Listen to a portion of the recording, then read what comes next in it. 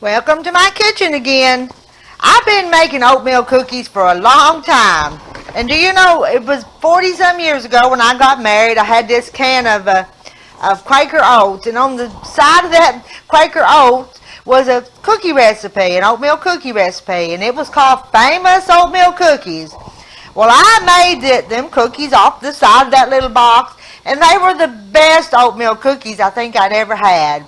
So here's that round canister, and I cut that little recipe off that Quaker Oat box, and I have hung on to that recipe for years and years and years. And when I make oatmeal cookies, which is pretty often, that's the recipe I use. And since that 40 some years ago, it's been put in a little church community cookbook. But I'm gonna make it, and I know my memory gets so bad that I have to read recipes. They just don't stick in my head like they do some people. So you're lucky today, because you're gonna get my famous oatmeal cookie recipe from the Quaker Oatmeal box 42 years ago. You're lucky. All right, we'll start by mixing up the flour and the oats. How about that? We want 3 cups of oats, and these are probably not Quaker oats today, but they'll still be fine. And you can use the rolled oats or the what's the other one's called? Quick oats. That's it, quick oats. When I'm eating oatmeal, I kind of like the whole steel cut big ones, but the recipe will use either kind. So we want 3 cups of oats.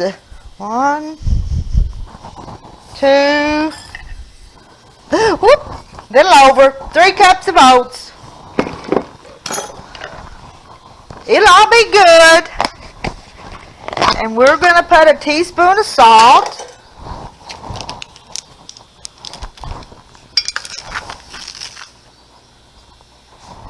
And baking soda is a half a teaspoon of baking soda.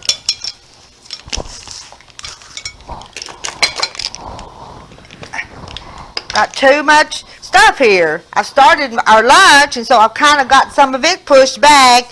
Oh, and a cup of flour.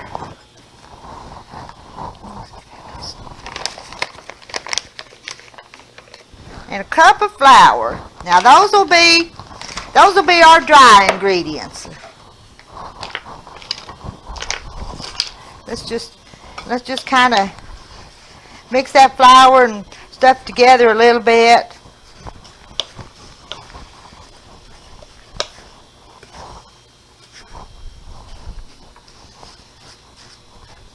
That flour was cold. It come out of the refrigerator, so it's kind of... Alright, there's our oatmeal. Now we're going to start with this bowl and put our sugar and egg and such. Alright, what do I... 3/4 of a cup of shortening.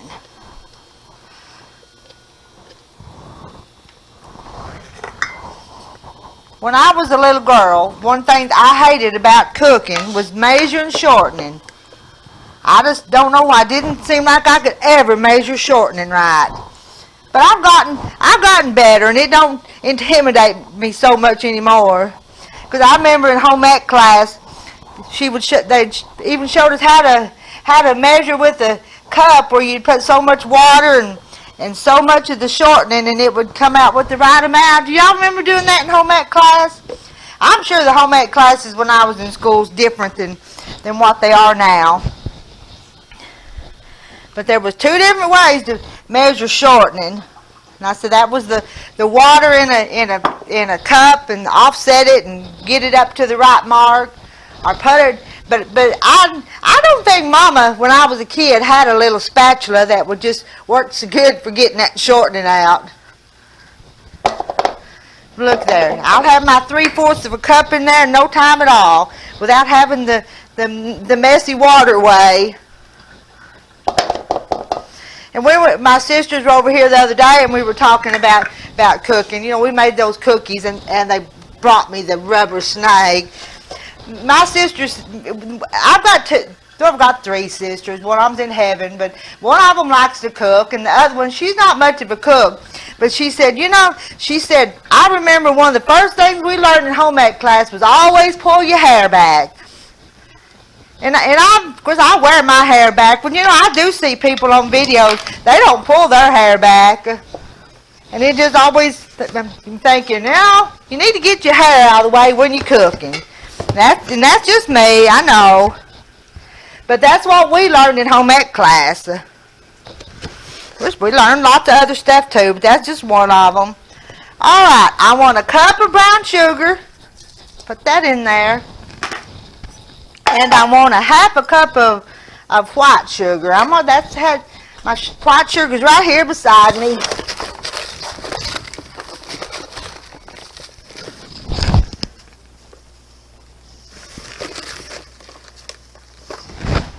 You can't see it, but I had to go down to the pantry and brought up a 25-pound bag of sugar, and I haven't dumped it into the canister yet.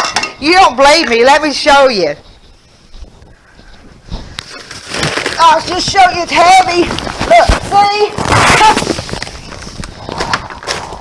I ain't lying on some of this stuff. When I tell you something, that's kind of the way it is. Because this is a real kitchen. I'm a real country farm wife, and this is really the way I cook.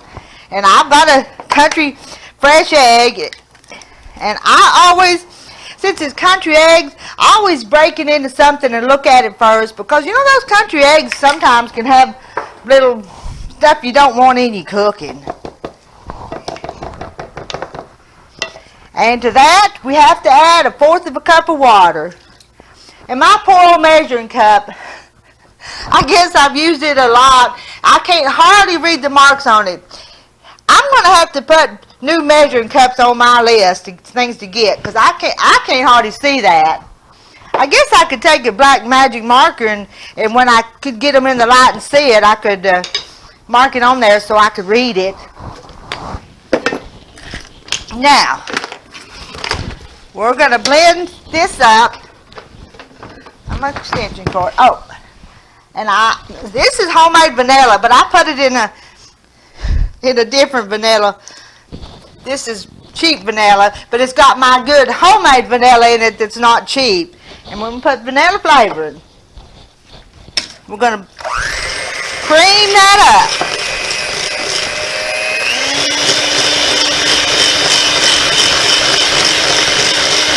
I hope that's not too loud. Got to just get it creamed up.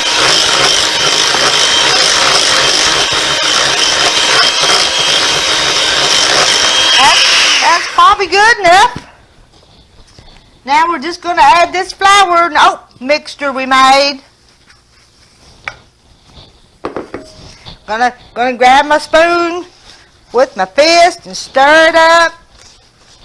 And you could add nuts and raisins, but I'm telling you, I cook for my husband, and he don't want the raisins in there. So I only put the raisins if I'm just trying to, if I'm making them for church or something like that, I may put raisins. But just for him, I leave them out sometimes. And they wouldn't hurt him a little bit, but I try to make him happy. I do make him happy.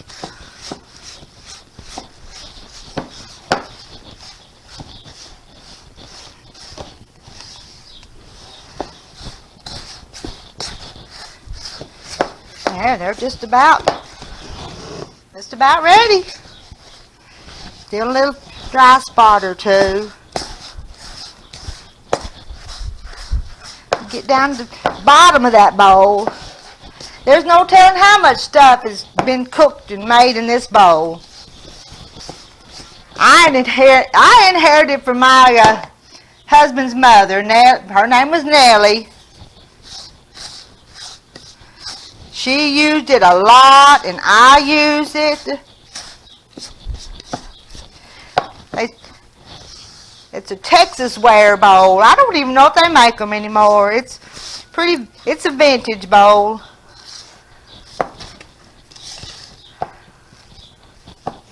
There's my oatmeal cookie dough. Now you don't have to chill it, but because I have to go do some other things before I bake them, that's what I'm going to do. I'm going to cover them over and put them in the refrigerator until I have time to get back to them.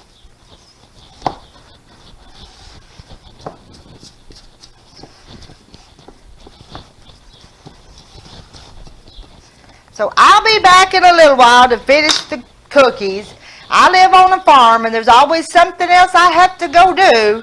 And the chores are calling me now. But I've got my easy enchilada soup in the crock pot and these cookies started. And I make these cornmeal biscuits. I may come back later and make cornmeal biscuits to go with that enchilada stuff. I'll be back. See y'all later. I've come back to finish these oatmeal cookies with you. I'm telling you, sometimes I meet myself a going and a coming on this farm. I told you, I'm a busy farm wife. We're going to put 12 of them on this cookie sheet. And I'm using my cookie scoop. Sometimes I just take 2 teaspoons and dip them out. But today, we're doing it this way. We'll put a dozen on here. I'll get them.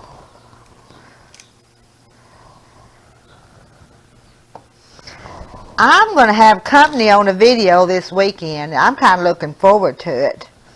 My great nephew, or my sister's grandson, Brady, wants to come and be in the video, and I'm just tickled about it.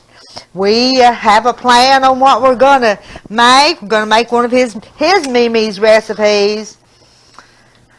So we'll just see how that works out. Brady, I'm looking forward to it. We won't tell them yet what we're going to make. We'll surprise them.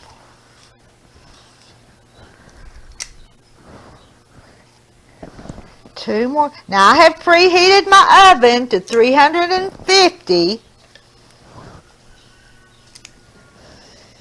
So I'm going to put that dozen in the oven. I'll be back and I'm going to bake them for about 12 minutes. They take a little bit longer to cook than some cookies. So I'll be back in about 12 minutes.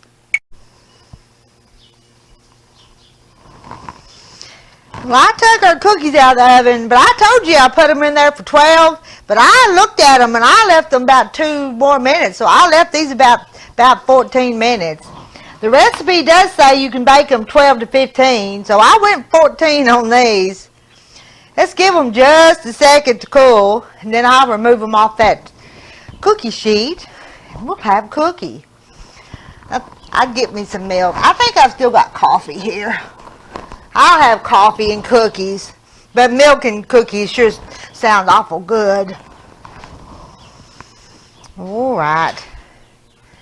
Probably should have left them about 30 seconds more, but because we're making a video, we have to do things just a tad different. I'm going to cool them just a little bit on this wire rack. If I try one, I don't want to burn myself, but you know what one of my favorite things is warm cookies out of the oven. Now I have to control myself, because you take warm cookies, any kind, chocolate chip, peanut butter, any kind. There's nothing better than a warm cookie from the oven. Sometimes I won't even bake the whole batch because I want to eat them when they come right out of the oven. And if they're made a day or two old, I don't like them that way. Even a few hours. Hot, warm cookies. That's the best. Don't you agree with me? I think you do. Alrighty, which one shall we try? I would look for the ugly one. We'll take this one. And it's still hot. Can you see the texture on it? And you could add raisins and other things, but like I said, my husband's not a raisin eater, so. Oh, still warm.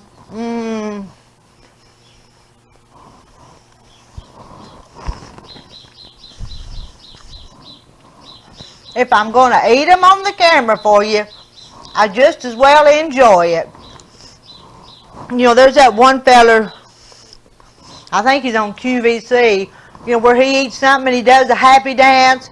Oh, I'm not going to do you a happy dance, but I'm going to enjoy just another bite or two of cookie for you.